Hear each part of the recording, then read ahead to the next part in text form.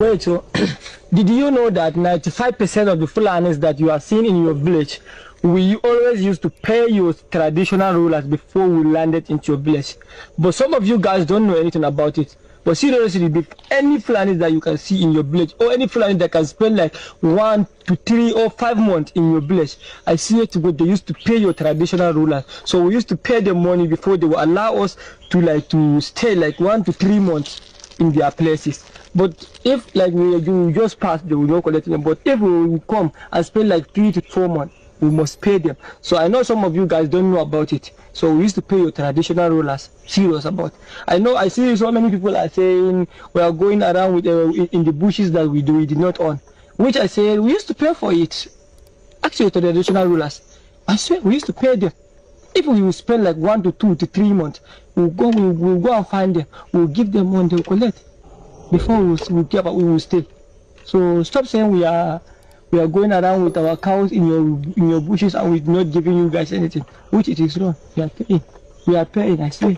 Zam. All right, so you heard what he said. According to the Fulani guy, that all the communities that they have cows, all the communities that they carry their cow and they enter, that before they come into those communities, they pay the community leaders, like the Igwe, like the chiefs, that they make sure they pay those people.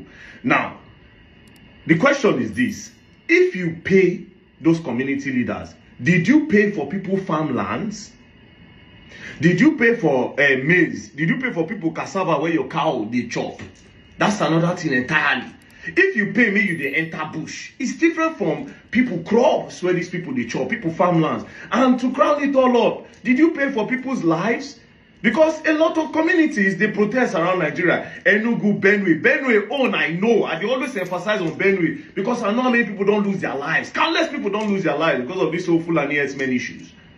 Do you understand? Did you pay for people's lives?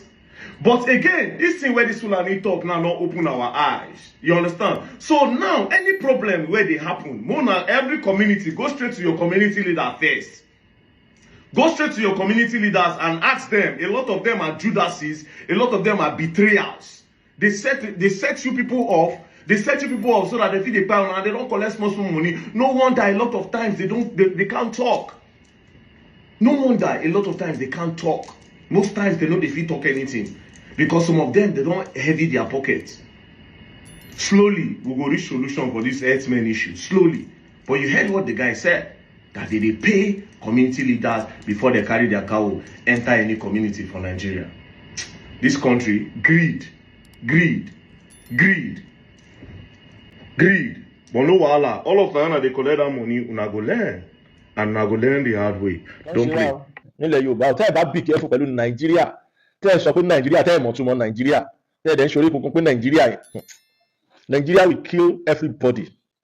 Tí àwọn Fúlàní tán bá lọ protest tán bá yàwó ààfin ọba tẹ́ ẹ bá rí tán yàwó ààfin ẹ̀ tán pa ọba yẹn jọ ń pa Ọlọ́run bá wa yọ kúrò nínú ìṣòro wa torí nínú àwọn ìṣòro ta ní torí àwọn kan wà nínú wọn tán kó màálù sábẹ́ tán kó màálù fún Fúlàní. Gbogbo wa kọ́kọ́ gbọ́ eléyìí náà torí ó ṣeé ṣe kí ọ̀pọ̀lọpọ̀ wa náà ti gbọ́ fídíò yìí àwọn ẹtútù padà. That you are seeing in your village, we always used to pay your traditional rulers before we landed into your village. But some of you guys don't know anything about it. But seriously, any Fulani that you can see in your village, or any Fulani that can spend like 1 to 3 or 5 months in your village, I see it, we used to pay your traditional rulers. So we used to pay them money before they would allow us to stay like 1 to 3 months in their places. But if like we just pass, they will not collect them. But if we come and spend like 3 to 4 months, we must pay them. So I know some of you guys don't know about it. So we used to pay your traditional rulers. Serious about it. I know I see so many people that say. Ìtumọ̀ nǹkan tí ọmọdé yìí ń sọ ni pé gbogbo àwọn àgbẹ̀ yín tí Fúlàní fi nǹkan jẹ oko wọn tí Fúlàní dà wọ́n láàmú gbogbo àwọn ọba yín nílùú yẹn wọ́n mọ̀ nípa ẹ̀. Mo fẹ́ kẹ́ kọ́kọ́ mọ̀ bí tí politics ọ̀rọ̀ Fúlàní ti bẹ̀rẹ̀. Now táwọn Fúlàní bá tún máa kó nǹkan wá náà àwọn ìjọba wọn lókè wọ́n á tún accept wọn kan lòdù nǹkan wá. Ṣé tún rí mímọ̀ pààyàn tí wọ́n ń pààyàn ìyẹn láwọn Fúlàní yẹn ìdí ni wípé tí ọmọ olówó kan bá nídìí kidney àwọn náà máa rán kan lọ ṣiṣẹ́ yẹn wá instead máa fi sọ pé wọ́n fẹ́ sanwó fún ẹni kó yọ kidney ẹ̀ àbí nǹkan wọ́n ti rí báwọn èèyàn kì í gbà lẹ́rọ̀ tí ó bá lọ́mọ olówó kan tó nídìí bóyá ẹ̀jẹ̀ kan àbí nǹkan ìdí nìyẹn tí ẹ bá kọ̀ rí tí everybody silent lórí ọ̀rọ̀ bandit ẹ dẹ̀ rí pé gbogbo time ìgbà tí àwọn Fúlàní bá fẹ́ operate bó ṣe protest lọ́wọ́lọ́wọ́ ẹ rí pé àwọn tó jẹ́ ọba ẹ̀wọ̀n gbé pín àwọn politician yẹn náà wò pé sójà náà ń dá síta láti lọ protect àwọn Fúlàní yẹn, wọ́n dá ọlọ́pàá síta láti máa kó àwọn nínú àwọn tí wọ́n dáná sun èèyàn 16 wọ́n dáná sun bandit 16, wọn kì í ṣe ọ́ntà o. Fúlàní lè pa irọ́ tójú máa fi mọ́ irọ́ lọ́lọ́run dá mọ́ wọn, wọ́n perfect.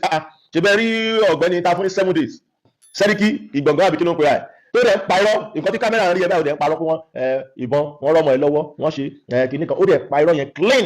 Fúlàní ló ní yẹn, wọn kì í ṣe ẹ̀yà gidi. Ẹ máa gbọ́ nǹkan tọ́mọ yín sọ.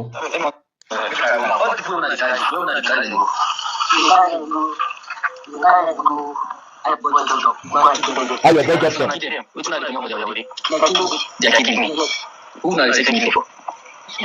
Àwọn ilé ò lè mọ̀ wọ́n lọ́gàá. Àwọn ilé ò lè mọ̀ àwọn tó ń tà á fún torí wọ́n lọ́gàá, ọ̀gá ó yàtọ̀ síra wọn.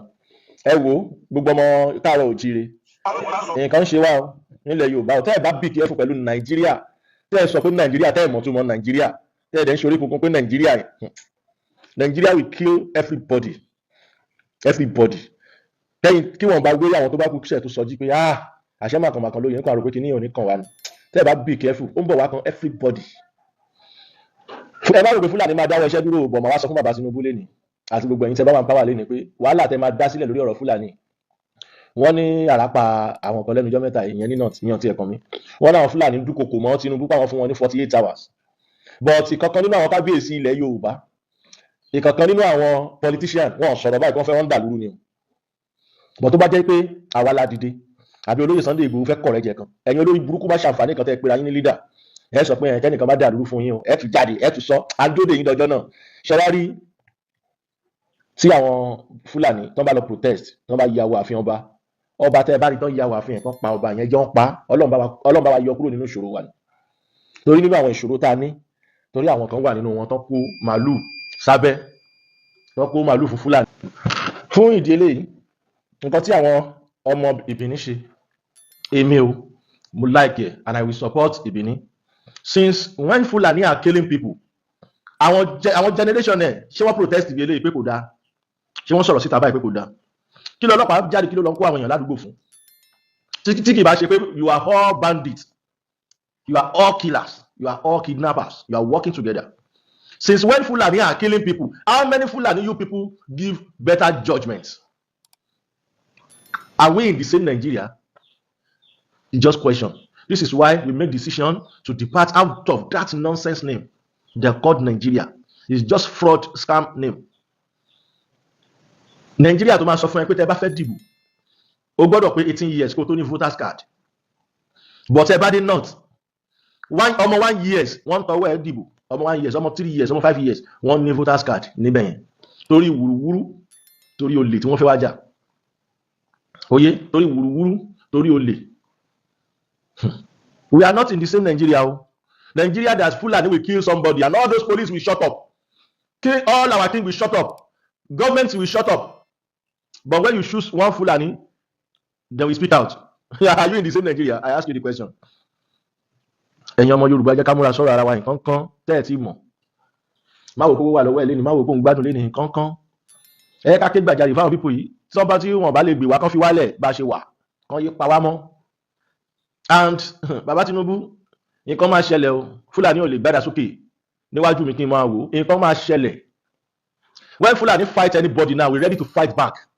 And if you people don't be careful and settle the matter that is happening in Benin, we other tribe Yoruba, we could support them. We go do what? We go support them. Because what in mark, what is up there, we go fight. And they go fight. This is the video. We are just looking at them. Let them start first.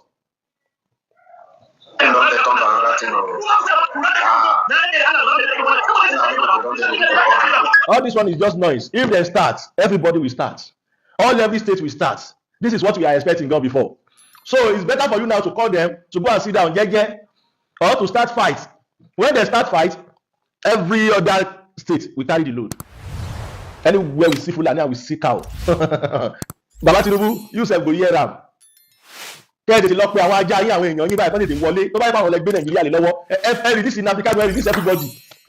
Ó ní kálukú pé ní rọrùn ẹ lè dìwà mú kí wọ́n máa fìyà jẹ wá kí wọ́n sọ pé ká dákẹ́ tẹ̀lẹ̀ tú àwọn kan lẹ̀ tó ń la kó ń dó mọ́ wa lórí ibo náà ti ń ṣerú ẹ̀. ṣé àwọn tó kù wáyọ̀ dẹ̀ ni ká máa wò tẹ́ bá pa wá díẹ̀ ká máa wò ká dákẹ́ because of your own interest no kò ní possible o ẹ tètè pé wọ́n sà kọ́ tètè wọlé báyìí or ó máa ṣẹlẹ̀ ní every state it will happen in everywhere Nigeria go burst kasala go burst ẹ̀ ń gbọ́ e go burst o because we cannot be looking at Benin City to be killing them we cannot silence o if they start make them koko start wọ́n ti ń dúnkokò mọ́ wa náà tẹ́lẹ̀ pé àwọn fẹ́ wá kógun jà wá ẹ jẹ́ kó bẹ̀rẹ̀ ogun yẹn náà let them start the war we are interested in their war ṣebí I don bring a carry AK-47 for them abi I don carry gun for them we are ready mi ní sọ jù báyìí lọ so ẹ̀yin ọlọ́pàá tẹ́ ń tì wọ́n lẹ́yìn ẹ múra sí ẹ̀yin politician tẹ́ ẹ rán wọn iṣẹ́ ẹ múra sí bọ́ọ̀tì tó bá tásìkò àti ṣu fúrálà ṣé gòbé mi ní sọ jù báyìí lọ.